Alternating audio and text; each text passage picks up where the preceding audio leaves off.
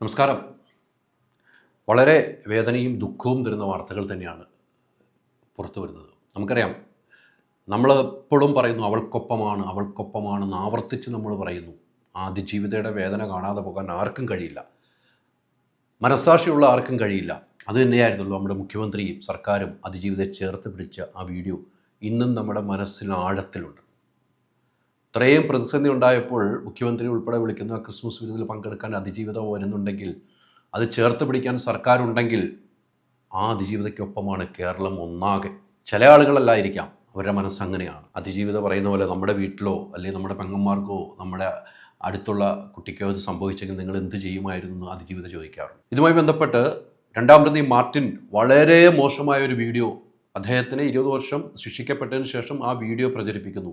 അതിൻ്റെ പിന്നിൽ ആരാണ് ഈ പ്രചരിപ്പിക്കുന്നത്? അതിനെതിരെ പരാതി അതിജീവിതം നൽകി. അതിൽ നടൻ സംവിധാനമായ ലാലിനെക്കുറിച്ചും ലാലിൻ്റെ കുടുംബത്തെക്കുറിച്ചും ഒക്കെ വളരെ മോശമായിട്ടാണ് അദ്ദേഹം പറയുന്നത്.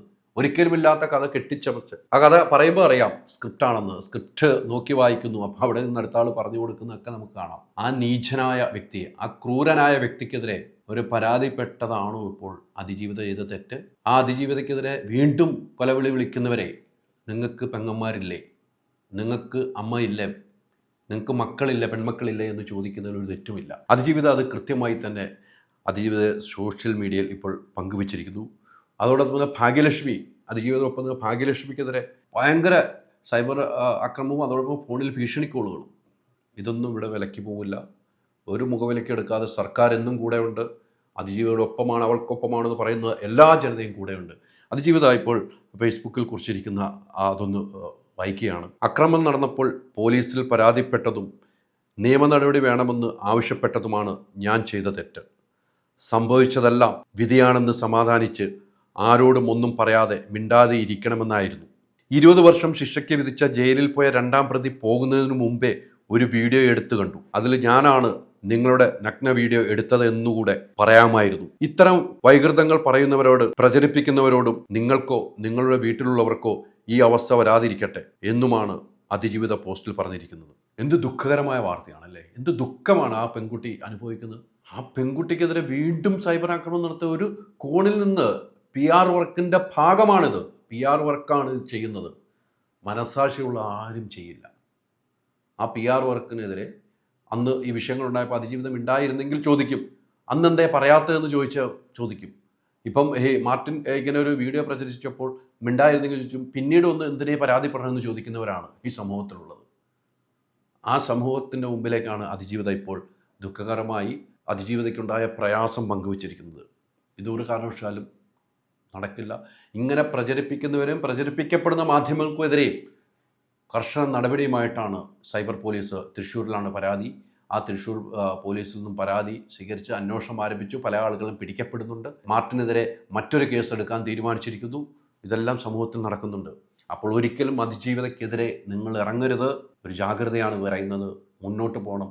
അതെടുത്ത് ആഘോഷിച്ച ചില മാധ്യമങ്ങളുമുണ്ട് കേട്ടോ, സോഷ്യൽ മീഡിയ മാധ്യമങ്ങൾ.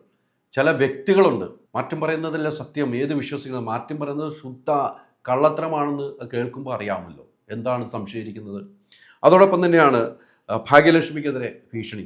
ദിലീപിനെതിരെ സംസാരിച്ചാൽ മുഖത്ത് ആസിഡ് ഒഴിക്കുമെന്നാണ് ഭീഷണിപ്പെടുത്തിയതെന്ന് ചലച്ചിത്ര പ്രവർത്തക ഭാഗ്യലക്ഷ്മി പറയുന്നു.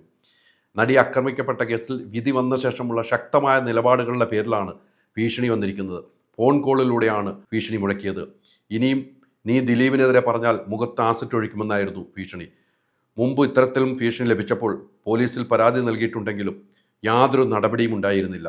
അവർ പറയാണ്, ഇതിനും പരാതിപ്പെട്ടിട്ടും ഒരു കാര്യം ഉണ്ടായില്ല എന്നാണ് പറയുന്നത്. എന്തായാലും ഇതുമായി ബന്ധപ്പെട്ട് ഫോൺ നമ്പർ സഹിതം ഉടൻ തന്നെ പോലീസിൽ പരാതി നൽകുമെന്ന് ഭാഗ്യലക്ഷ്മി വ്യക്തമാക്കിയിട്ടുണ്ട്. ഇന്ന് തന്നെ പരാതി നൽകുമായിരിക്കും. അപ്പം ഇതൊന്നും മുഖവിലേക്ക് എടുക്കരുത്.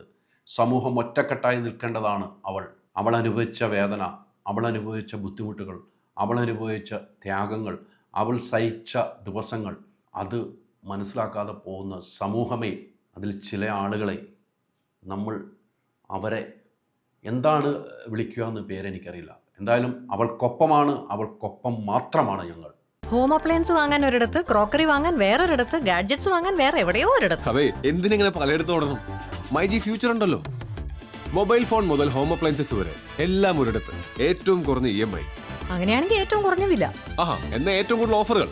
MyG future. Experience the next. My G ആണ് ഫ്യൂച്ചർ.